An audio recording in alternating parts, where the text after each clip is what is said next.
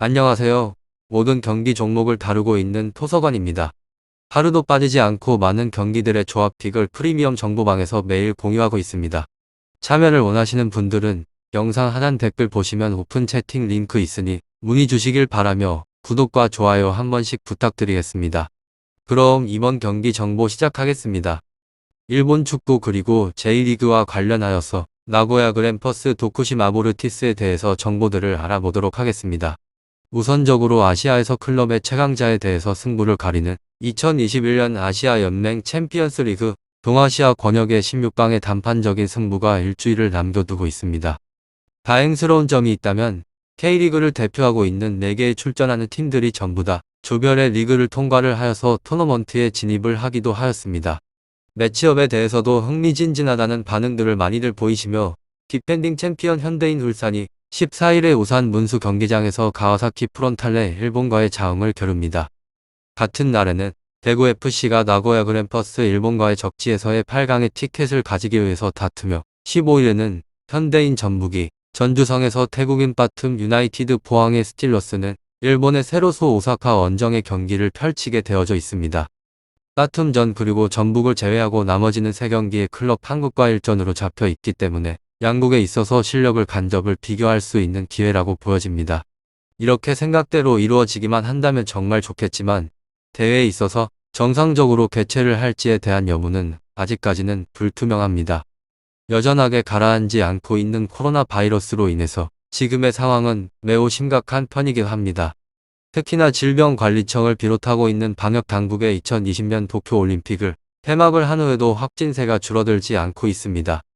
일본은 이 부분에 대해서 정말 유심하게 체크를 하고 있는 중이며 지금 현재의 일본은 변이 바이러스가 재빠르게 퍼지고 번지고 있기 때문에 더욱더 머리 아픈 일이라고 할 수 있습니다.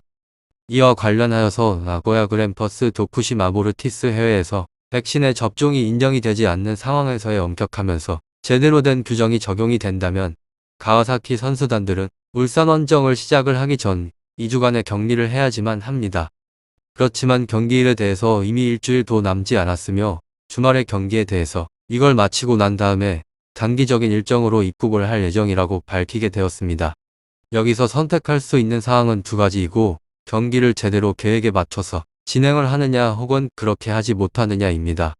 만약에 이런 부분에 있어서 두 번째인 후자의 의견을 선택하게 된다면 당연스럽게 울산이 불이익에 대해서 신경을 써야 할 수도 있습니다.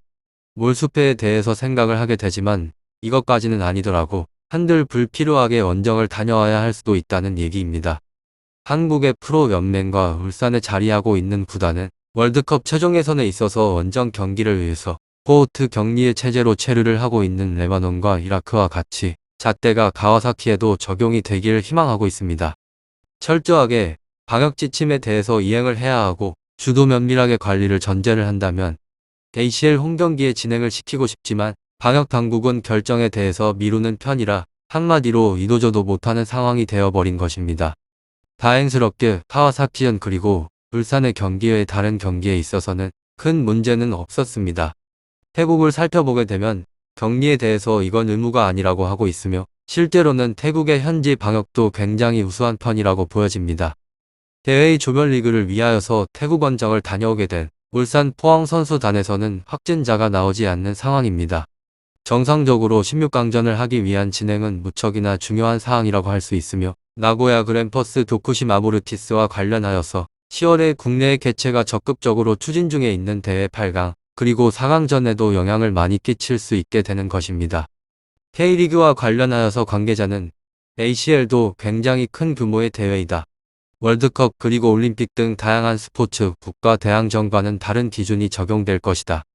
대회의 높은 위상에 대해서 수준 등 다양한 것을 살펴보게 되었을 때 인식에 대한 전환도 무조건적으로 필요하다고 하였습니다.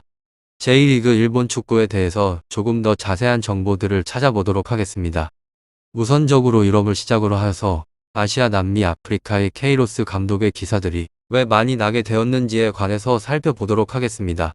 68세의 베테랑의 지도사라고 할 수 있는 카를로스 케이로스의 여정에 대해서는 아직 끝나지 않았다고 할 수 있습니다. 이집트의 협회는 8일에 포르투갈의 출신의 감독님을 이집트의 대표팀의 사령탑으로 선임을 하게 된다고 발표를 하였습니다. 한마디로 지난해 12월에 콜롬비아 대표팀을 떠나고 난 뒤에 9개월 만에 새로운 직장을 찾은 것입니다. 이집트에서는 감독님이 몸을 담게 되고 난 후에 6번째 국가대표팀이며 연령별과 클럽팀, 그리고 코치 등 다양한 부분에 있어서 포함을 하게 된다면 12번째 팀이라고 하였습니다. 포르투갈 20세 이하의 대표팀들의 감독으로서 황금세대 후이, 코스타 루이스 피구 등 여러 선수들을 발굴하였다고 유명세를 탔으며 1991년에는 포르투갈 지휘봉을 잡고 난 후에 2년간 팀을 이끄신 분이기도 합니다. 이때의 벤투 현 대한민국의 축구 대표팀 감독님이 국가대표를 할 수 있도록 데뷔를 하였습니다. 포르투갈 스포르팅 CP, 미국 현 뉴욕 레드불스, NA 메트로스타스, 일본은 나고야 크램퍼스 이렇게 맡고 난 후에 1998년에는 중동으로 날아가서 아랍에미리트의 대표팀을 이끌기도 하였습니다. 그리고 이후의 행보에 대해서는 굉장히 파격적이라고 보여지며 나고야 그랜퍼스 도쿠시마 모르티스와 관련하여서 2000년에는 남아공에서 대표팀을 맡으러 가게 되었고, 아프리카로 향하게 된 감독님은 대표팀을 2002년에 한일 월드컵 본선으로 이끌긴 하였지만 대회를 앞두고 있는 3월에 협회와 마찰로 인해서 돌연적으로 사퇴를 하게 되었습니다. 길지 않는 휴식을 한 후에 6월에는 알렉스 퍼거슨 감독이 이끌고 있는 맨유의 수석 코치로 부임을 하였습니다. 1년이 지나고 난 뒤 갈락티코의 정책을 내세우게 되었고, 레알 마드리드의 감독을 맡기 위한 팀을 떠나긴 하였지만 철저하게 실패를 맛보고 난 뒤에 한 시즌 만에 경질이 되어지고 말았습니다. 그 후에는 다시 맨유로 돌아가게 되었습니다. 한 번이 아닌 2번의 프리미어 리그 우승을 하였으며 한 차례의 유럽 챔피언스 리그 우승을 뒷받침하기도 하였습니다. 여기서 가장 중요한 점이라고 할 수 있는 점은 감독님을 보좌를 하면서 크리스티아누 호날두, 웨인 루니 등 젊고 미래가 있는 선수들의 성장을 도우기도 하였습니다. 머물던 시기에 박지성이 합류가 되었다는 점은 누구든 알고 있는 사실이 아닐까 싶습니다. 2008년으로 다시 돌아가게 되면 포르투갈 대표팀을 다시 맡게 되었는데 2011년 이란의 대표팀과의 사령탑으로 부임을 하여서 약 8년간 머무르게 되었습니다. 한국과는 6번을 만나서 4번을 이기고 2번은 무승부 단 한 번도 패배를 하지는 않았습니다. 2013년에는 6월 울산에서 열렸던 2014년 브라질 월드컵 아시아 최종 예선에서는 1대 0으로 승리를 하게 되었습니다. 그리고 한국의 벤치를 향하여서 주먹 감자를 날리고 난 후에 공분을 사기도 하였습니다. 2019년에는 이란을 떠나고 난 뒤에 콜롬비아 사령탑을 맡게 된 감독님은 2022년 카타르 월드컵에서 이어지는 충격패로 인해서 부임을 한 지 1년 10개월 만에 경질이 되기도 하였으며, 지난 7월에는 이라크의 대표팀과 연결이 되긴 하였지만 감독님의 선택지는 이집트였습니다. 내년에 1월이랑 2월 카메룬에서 열리게 될 아프리카 네이션스컵 우승과 관련하여서 카타르 월드컵 본선 진출을 목표로 두고 달리게 될 것입니다. 나고야 그랜퍼스 도쿠시마 모르티스 J리그 일본 축구와 관련하여서 더 궁금하신 사항은 문의를 주신 후에 이야기를 나눠보시고 어느 곳에 대한 선택을 해보시길 바랍니다. 유익한 정보가 되셨다면 구독과 좋아요 한 번씩 부탁드립니다. 그리고 최종 조합과 정답지는 항상 프리미엄 정보방에서 항상 공유하고 있으니 참고해 주시고 이번 영상 마무리하겠습니다.